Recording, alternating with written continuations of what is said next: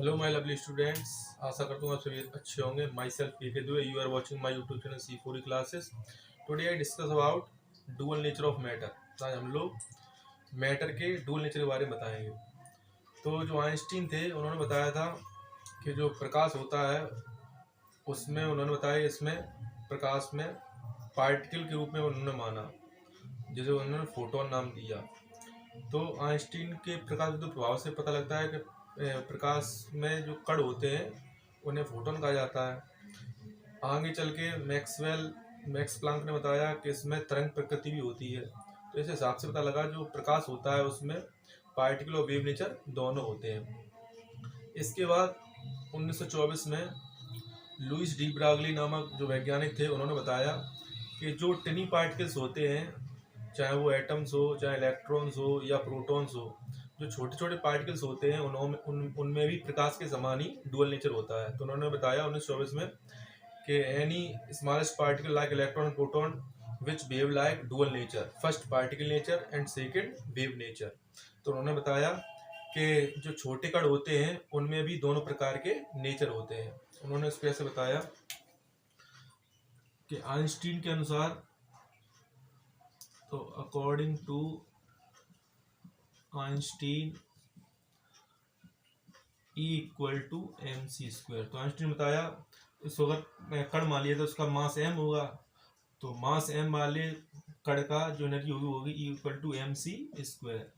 इसी प्रकार according to max Planck इन्होंने बताया E equal to h nu, कि जो प्रकाश में तरंग होगी उसकी फ्रिक्वेंसी क्या होगी, न्यू, तो उसकी ऊर्जा क्या होगी, E equal to h nu. तो यहाँ न्यू है फ्रिक्वेंसी ऑफ वेव। तो दोनों को अगर इक्वल कर दें तो यहाँ से आएगा h new equal to mc²। हमें पता है न्यू इक्वल टू होता है c/λ, तो यहाँ से आएगा h into C into lambda equal to mc²। तो c से स्क्वायर कट जाएगा तो यहाँ से निकलेगा लेमडा इक्वल टू h/mc। तो ये होता है इलेक्ट्रोमैग्नेटिक रेडिएशन के लिए। तो प्रकाश के लिए क्या होता है, लैम्डा इक्वल टू h/mc। तो यहाँ c होती है प्रकाश की चाल। यहीं पर जो डी ब्रोगली थे उन्होंने जो प्रकाश की चाल थी उसे कर दिया वेलोसिटी ऑफ पार्टिकल। तो उन्होंने इसको मान लिया v के इक्वल। तो यहाँ से आ गया लैम्डा इक्वल टू h/mv। और mv क्या होता है, ये होता है मोमेंटम, तो इससे निकला h/p। तो इस प्रकार से डी ब्रोगली बताया जो छोटे कण होते हैं इलेक्ट्रॉन प्रोटॉन उनमें भी दो प्रकार का नेचर होता है, पार्टिकल नेचर और वेव नेचर। तो लैम्डा इक्वल टू h/p से मतलब ये है कि अगर कोई पदार्थ भारी होगा तो उसका मास ज्यादा होगा, तो जो पदार्थ भारी होगा उसका वेवलेंथ कम होगा, तो वो कम वेवलेंथ वाला मतलब वो तरंग प्रकृति कम दर्शाएगा। जितना हल्का पार्टिकल होगा उसकी वेवलेंथ उतनी ज्यादा होगी। तो जो बड़े पार्टिकल होंगे जैसे पत्थर है, गेंद है, तो इनका मास ज्यादा होता है। तो जब आपका मास बढ़ेगा या कोई भारी कण होगा तो ऐसे पदार्थों में वेवलेंथ क्या होगी, कम होगी, अर्थात ऐसे पदार्थों की जो तरंग प्रकृति है वो क्या होगी, कम होगी। तो जो वेवलेंथ होता है वो मोमेंटम जो होता है एंटी प्रोपोर्शनल। तो जितने छोटे कण होंगे वो तरंग प्रकृति ज्यादा दर्शाएंगे और जो भारी कण होंगे वो तरंग प्रकृति कम दर्शाएंगे। तो इस प्रकार से डी ब्रागली का फार्मूला होता है लैम्डा इक्वल टू h/mv।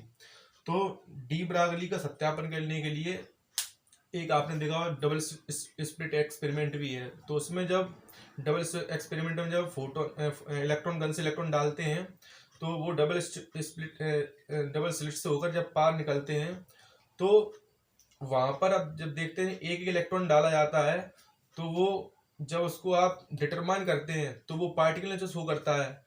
और लेकिन जब उसको हम डिटरमाइन नहीं करते हैं तो देखते हैं वो जो इलेक्ट्रॉन है वो डबल स्लिट के दोनों छेद से होकर निकलता है और पीछे व्यतिकरण और विवर्तन दोनों शो करता है। तो जो इलेक्ट्रॉन हमने कण के रूप में डाला है उसे अगर डिटरमाइन किया जाए, उसे अगर देखा जाए तो वो कड़ी प्रकृति दिखाता है, और अगर उसे हम लोग देखें नहीं तो वो तरंग के समान व्यवहार करता है। इसी प्रकार डेविसन और जर्मन ने भी निकल क्रिस्टल से जब इलेक्ट्रॉन को डाला तो उन्होंने भी उसमें विवर्तन देखा। तो डेविसन जर्मर के प्रयोग से भी इलेक्ट्रॉन के तरंग नेचर के बारे में इसकी पुष्टि होती है। और जो फोटोइलेक्ट्रिक इफेक्ट है, ये जो प्रकाश की कड़ी प्रकृति को दर्शाता है। तो इस प्रकार से डी ब्रागली का जो प्रयोग है उसमें इलेक्ट्रॉन के तरंग प्रकृति और इसके पार्टिकल नेचर दोनों के बारे में पता लगता है, और उसकी पुष्टि कौन करता है? पार्टिकल नेचर की पुष्टि करता है फोटोइलेक्ट्रिक कॉम्पटन इफेक्ट, और तरंग नेचर की पुष्टि कौन करता है? ये कहता है डेविसन और जर्मर का प्रयोग। तो इस प्रकार से डी ब्रागली ने हमें इन दोनों की प्रकृति बारे में बताया। अगर वीडियो अच्छा लगा तो आप शेयर कीजिए, आपके कोई डाउट्स हो तो कमेंट में टाइप कीजिए, और आप लोग चैनल को सब्सक्राइब कीजिए, और नए अपडेट पाने के लिए बेल आइकन को जरूर दबाएं। Thank you.